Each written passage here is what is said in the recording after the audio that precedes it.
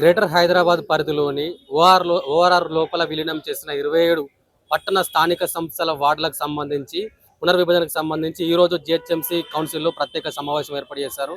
ఈ నేపథ్యంలో మనతో మాట్లాడడానికి సికింద్రాబాద్ జిల్లా అధ్యక్షులు భరత్ గారు ఉన్నారు. అన్న, ఏంటి అసలు ఏం జరుగుతుంది? పునర్విభజనకు సంబంధించి ఏమైనా సమీక్ష సమావేశం ఏర్పాటు చేసినారా?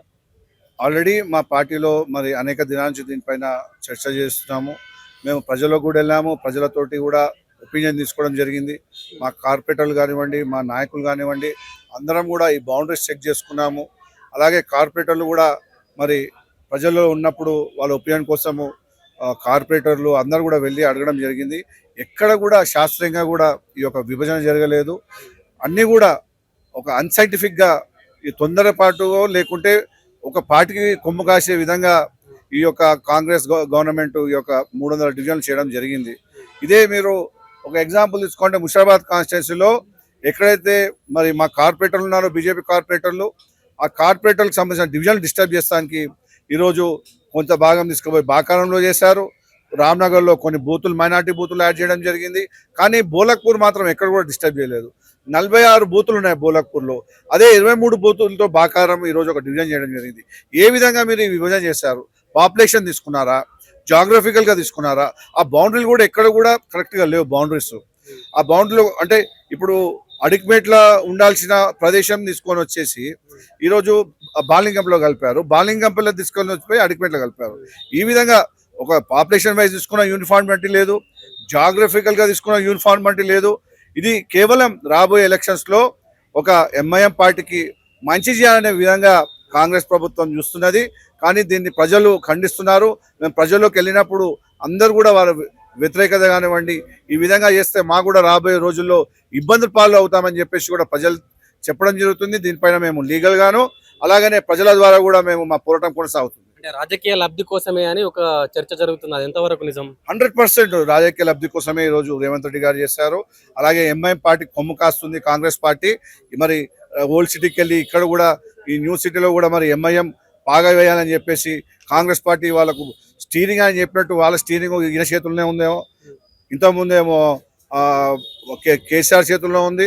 కేసీఆర్ ఉన్నప్పుడేమో మేమే నడిపిస్తున్నామన్నాడు. ఇప్పుడు రేవంత్ రెడ్డి వచ్చినా కానీ ఎంఐఎం పార్టీ ఓవైసీ నడిపిస్తున్నాడా ఈ యొక్క పార్టీని అని చెప్పేసి మేము అందరం కూడా అనుమానం వ్యక్తమవుతున్నది.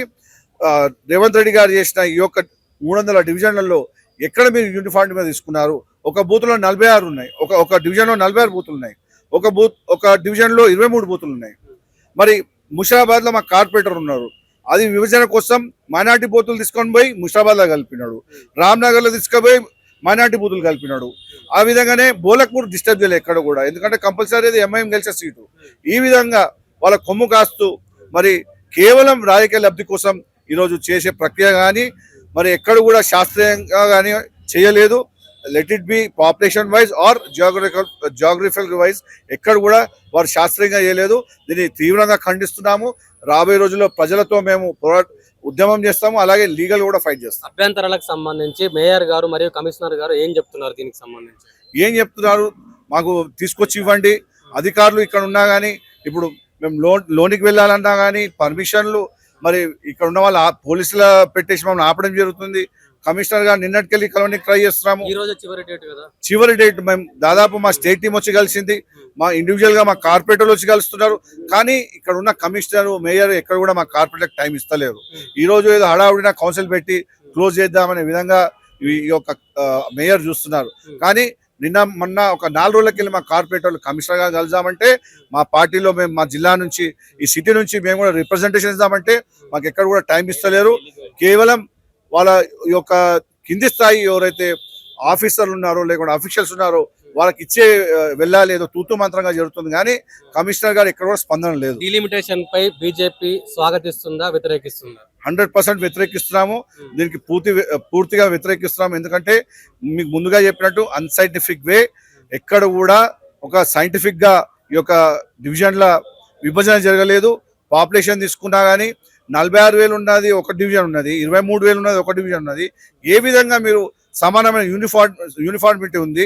అక్కడ ఓటర్ పాపులేషన్ కానివ్వండి, బౌండరీస్ కానివ్వండి, జాగ్రఫికల్ గా తీసుకున్నా గానీ ఎక్కడ కూడా శాస్త్రీయంగా జరగలేదు. ప్రతిపక్షాలతో ఏమైనా మీటింగ్ చర్చ చేసిన తర్వాత ఇట్లా చేస్తున్నారా? చేయాల్సి ఉండే. అఖిలపక్షం మీటింగ్ పెట్టేసి డిస్కస్ చేసిన తర్వాతనే ఒక 300 డివిజన్ కి తీర్మానం తీసుకొని వచ్చి దాని తర్వాత బౌండరీస్ ఏ విధంగా ఉండాలి, ఈ డిస్కషన్ ఎక్కడ కూడా జరగలేదు, ఎక్కడ కూడా బయటికి జరగలేదు, ఒక అఖిలపక్షం పెట్టలేదు. కేవలం వాళ్ళ పార్టీ, కాంగ్రెస్ పార్టీ, ఎంఐఎం పార్టీకి ఈ రోజు జిహెచ్ఎంసీలో పాగా వేయాలని చెప్పేసి వాళ్ళు ఈ యొక్క ప్రక్రియ చేస్తారు. కానీ ప్రజలు వాళ్ళ వైపు లేరు, కేవలం భారతీయ జనతా పార్టీ వైపు చూస్తున్నారు. మేము ప్రజల్లోకి కూడా వెళ్ళాము, ఈ వారం రోజులు ప్రజల్లో కూడా తిరిగాము. వాళ్ళే కూడా మేము ఒపీనియన్ తీసుకున్నప్పుడు వాళ్ళు కూడా తీవ్రంగా ఖండిస్తున్నారు. అన్న, ముషీరాబాద్ సంబంధించి విభజన అనేది క్లియర్ గా జరిగిందంటారా? టోటల్ గా తప్పు జరిగింది డివిజన్. ఎందుకంటే మా ముషిరాబాద్ డివిజన్ 6 డివిజన్లు ఉన్నాయి. 6 డివిజన్లలో ఉంటే 3 డివిజన్లను డిస్టర్బ్ చేయాలి. ఎందుకంటే అక్కడ ఏంటంటే మన హిందూ పాపులేషన్ అనే డివిజన్లు ఎక్కడ కూడా డిస్టర్బ్ చేయాలి. ఏ డివిజన్ డిస్టర్బ్ చేసిండు? మెయిన్ గా బోలాపూర్ని టార్గెట్ చేసిండు. బోలాపూర్ని 2 తుక్కలు చేసిండు. దాంతో పాటు ఒక 6 బూత్లు తీసుకొచ్చి మా ముషిరాబాద్ కలిపి, మా ముషిరాబాద్ పఠాన్ బస్తీ అని ఉంది, ఆ పఠాన్ బస్తీని 6 డివిజన్లు కలిపి ఒక చిన్న డివిజన్ చేసిండు. దాని తర్వాత మాకు బాబుజీనార్ ఇంకో డివిజన్ చేసిండు. అదే సేమ్ రామ్నార్లో కూడా రిసాలగడలో ముస్లిమ్స్ ఉంటారు, బాకారాంలో హరినార్లో ముస్లిం, దాన్ని చిన్నగా ఒక డివిజన్ చేసి బాగ్లియంపల్లిని అలాగే చేశారు. అంటే వాంటెడ్లీ ఎట్లా అంటే లాస్ట్ టైం అన్నారు కదా, లాస్ట్ టైం ఎందుకంటే వ్యతిరేకం రాలేదంటే అప్పుడు ఏం చేసిండు అంటే మినిమం పాపులేషన్ ఒక 45 నుంచి 50 వేలు ఉండాలని చెప్పి అప్పుడు డీలిమిటేషన్. అప్పుడు ఎవరు కూడా ప్రాబ్లం రాలే, ఎందుకంటే అన్ని డివిజన్లు కరెక్ట్గా ఉండాలని చేసింది. ఇప్పుడు ఏంటంటే ఒక టార్గెట్ గా ఎక్కడైతే ముస్లిం పాపులేషన్ ఉందో అవన్నీ తీసుకొచ్చి ఏం చేసిన అంటే ఒక డివిజన్ లాగా చిన్న చిన్న డివిజన్లకు లబ్ధి చేకూర్చేందుకే డీలిమిటేషన్ చేసిన 100% అదే చేసింది. ఏంటంటే దాంట్లో ఏంటంటే కాంగ్రెస్ అనేది సిటీలో లేదు, కాంగ్రెస్ మేము సీట్లు గెలవాలి, నా ముఖ్యమంత్రి సీట్ కాపాడుకోవాలని చెప్పి ఉద్దేశంతో ఆయన డీలిమిటేషన్ చేసిండు. ఎందుకంటే ఆయన ఒకటి గ్రామ పంచాయతీ వచ్చింది, గ్రామ పంచాయతీ అనేది అసలు లెక్కలనే లేదు. ఎందుకంటే ఎవరు గుర్తు వాళ్ళకు ఉండదు కాబట్టి అసలు, ఎందుకంటే రూలింగ్ పార్టీ ఉంది కాబట్టి అందరు రూలింగ్ పార్టీలో పోతుంది, వాళ్ళ డామినేషన్ చెప్పి అంతకన్నా మించి ఏం లేదు. ఇప్పుడు ఇది ఎంపీటీసీ జెడ్పీసీ తెలిసి ఆయన కథ ఏందో తెలుస్తుంది. జిహెచ్ఎంసీలో కూడా ఏమన్నా నేను మేయర్ సీట్ కొట్టి నేను చూపించుకున్నా నా ముఖ్యమంత్రి సీట్ అనేది కాపాడుకున్నా అని చెప్పి జిహెచ్ఎంసీ ఎలక్షన్ లో కాంగ్రెస్ పార్టీ ఓడిపోతుందన్న భయంతోనే చేసిందంట. 100% ఇది అలా సమస్యనే లేదు. ఎందుకంటే దేనికోసం చేయవలసి వచ్చింది అంటే ఆయనకు చిన్న చిన్న డివిజన్ వాళ్ళ ఎంఐఎంతో పొత్తు పెట్టుకుంటారు, మీరు ఒక సీట్ తీసుకొని మాకు 2 సీట్లు ఇవ్వండి. ఆ ఉద్దేశంలో ఆయనకు ఒక 60 నుంచి 70 సీట్లు రావాలి, ఎంఐఎంకు వస్తే ఒక 70 సీట్లు కలిపి మేయర్ కొట్టాలని చెప్పి ఉద్దేశంతోనే ఇన్ని డివిజన్లు పెంచిండు. ఇప్పుడు ఒకటే సింపుల్ చెప్తున్నా, నాకు నిన్న పోచారంలో ఫోన్ చేసిండు. పోచారంలో 70,000 ఓట్లతో ఒక డివిజన్ చేసిండు. వాళ్ళక్కడ దగ్గర 30 మంది కార్పొరేటర్లు ఉండే, అలా 70,000 ఓట్లకు ఒక డివిజన్ చేయడం ఎంతవరకు కరెక్ట్? అది శివారు పాత్ర అంతా చేసిండు. ఎక్కడైతే ముస్లిం ఇప్పుడు మేడ్చల్ తీసుకున్నాం, మేడ్చల్ 30,000 ఒక డివిజన్ చేసిండు. ఎందుకంటే ఒక సైడ్ లో ముస్లిమ్స్ ఉంటారు, ముస్లిమ్స్ ఉన్న దాన్ని ఏం చేసినారు ఒక డివిజన్ అలాగే చేసిన వాళ్ళకి. ఏదైతే ముస్లిమ్స్ లేరో ఆ డివిజన్ ఎంతనన్నా పెద్దగా ఉండేది దాన్ని పెద్దగా చేసేసి. అంటే ఎంతవరకు కరెక్ట్ కాదు ఇది. ఖచ్చితంగా న్యాయ పోరాటం చేస్తాం, కోర్టుకు పోతాం, దీని మీద స్టే తీసుకొస్తాం. ఖచ్చితంగా అఖిల పక్షం పెట్టి అందరితో మీటింగ్. ఇంకో పాయింట్ ఏంటంటే మన సిటీలు ఉన్న దానికి ఎక్కడ ఫండింగ్ ఇస్తుంది ఇప్పటిదాకా? జిహెచ్ఎంసీలో ఎక్కడ కూడా లాస్ట్ మన ఎలక్షన్ల ముందు మాకు 2 కోట్ల నుంచి ఆ 2 కోట్లలో 1 కోటి రూపాయలు మినిస్టర్కి పెట్టిండు.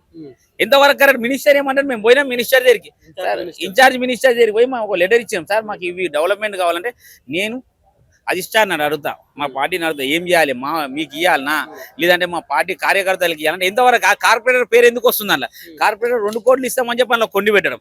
అలాగే కాక ఉన్న పాత జిహెచ్ఎంసీకి ఫండింగ్ సరిగా లేక మోరీలు ఉంటుండే, ఒక్కొక్క అధికారి దగ్గర తిరగలేక మేము బాధపడుతుండే. ఇప్పుడు ఇంత పెద్ద జిహెచ్ఎంసీని ఇంత పెద్ద 27 మున్సిపాలిటీ వాళ్ళకేదో ఫండింగ్ ఇస్తావు? వాళ్ళని ఇప్పుడు ఏంటంటే శివారు చెప్తున్నా కదా నా, ఇక్కడ మన ఔషాపూర్ దర్గా ఇవాళ నేను మార్నింగ్ పోయినా అక్కడికి ఒక పని మీద, ఒక సర్పంచ్ గెలిచినంటే పోయినా. ఔషాపూర్ దర్గా ఇప్పటి చూస్తే ఊరే అది, దాన్ని తీసుకొని జిహెచ్ఎంసీలో కలిపినాం. ఎంతవరకు కరెక్ట్? అది ఏముందని ఔషాపూర్ దర్గాలా అంటే వ్యతిరేకిస్తున్నారా మీరు? 100% వ్యతిరేకిస్తున్నాం. ఇది కరెక్ట్ కాదు. ఎంతవరకు చేయాలి? ఏదైతే డెవలప్ అయిందో అది సిటీలో కలపమని, కలిపి కూడా ఒక్కొక్క పద్ధతి పెట్టమని. 60,000 పెడతావా, 50,000 పెడతావా, 70,000 పెడతా, ఒక పద్ధతి లిమిట్ తీసుకొని ఇంత పాపులేషన్ ఉంటే ఒక డివిజన్ కావాలి. నా ఇష్టం ఉన్న కాడికి నేను చేసుకున్నా, నా ముఖ్యమంత్రి సీట్ కాపాడుకొని నేను చేసుకున్నా కరెక్ట్ కాదు. ప్రజలు బుద్ధి చెప్తారు, ఉన్న సీట్లకి కూడా బయట పడేస్తారు. డీలిమిటేషన్ కి బీజేపీ వ్యతిరేకమా కాదు? డీలిమిటేషన్కి కానీ అంటే దాన్ని కలపడంలో కానీ రెండింటికి భారతీయ జనతా పార్టీ వ్యతిరేకిస్తుంది. డీలిమిటేషన్ని వ్యతిరేకించడం కన్నా ఇది ఓట్ల ప్రాతిపదికన అంటే అది పాపులేషన్ పరంగా కానీ అక్కడున్న ఓట్ల విస్తరణ ఓట్లు పెరగడం దాన్ని బట్టి విస్తరించాలి కానీ ఇది మత ప్రాతిపదికన ఏ విధంగానైతే బీసీ రిజర్వేషన్లలో మతాలను కలిపిండ్రో డీలిమిటేషన్లో కూడా మత ప్రాతిపదికననే చేసినట్టు కనిపిస్తూ ఉంది. దానికి భారతీయ జనతా పార్టీ వ్యతిరేకిస్తూ ఈరోజు అనేకమైన ఫామ్స్ మా కార్యకర్తలు అందరూ కూడా వచ్చి ఏ విధంగా కావాలో ఎట్లా కావాలో దానికి సంబంధిస్తూ వివరణ కూడా ఇవ్వడం జరిగింది. డీలిమిటేషన్ కు మతపరంగా అంటే అంటా ఉన్నారు కదా. సో ఎట్లా ఏ విధంగా లింక్ కలుపుతా ఉన్నారు? దీనికి ఏంటి అసలు పూర్తిగా? ఏముంటుందన్నా అంటే ఎక్కడైతే ముస్లిం పాపులేషన్ ఎక్కువ ఉన్నదో దాన్ని అందరినీ ఒక డివిజన్ చేయడం కానీ, ఎక్కడైతే హిందూ పాపులేషన్ ఉన్నదో వాళ్ళని స్ప్లిట్ చేయడం కానీ, కొన్నిటి దగ్గర విస్తరణ ఎంత ఉన్నా కూడా ఓట్లకి లెక్కింపులకి సరితూగకుండా 50,000 మ్యాక్సిమం లిమిట్ అని చెప్పినా కూడా కొన్నిట్లు ఎక్కువ చేయడం కానీ ఇట్లాంటివి చేయడం జరిగింది. అవన్నిటిని పార్టీ గుర్తించి కార్యకర్తలు గుర్తించి దాన్ని వ్యతిరేకిస్తూ వివరణ ఇవ్వడం అంటే మన అఖిలపక్ష సమావేశం ఏర్పాటు అఖిలపక్ష సమావేశం ఏమైనా ఏర్పాటు చేశారా ఈ విభజనకు సంబంధించి? అఖిలపక్షం ఏం అవ్వలేదు కదా. ఇప్పుడు ఈ రోజు కార్పొరేటర్స్ అంటే కార్పొరేటర్స్ కి కూడా వాళ్ళు ఏ తీరుగా డివైడ్ చేస్తున్నది అన్నది కార్పొరేషన్ లో వాళ్ళు ఒక భాగమైన వాళ్ళకు కూడా తెలియదు. ఈ రోజు దాకా వాళ్ళకి ఒక మ్యాప్ కూడా ఇచ్చింది లేదు. ఈ రోజు వాళ్ళ కౌన్సిల్ మీటింగ్ తీసుకున్నారు. సో ఆ కౌన్సిల్ మీటింగ్ లో ఏం చెప్తారో తెలియాల్సింది.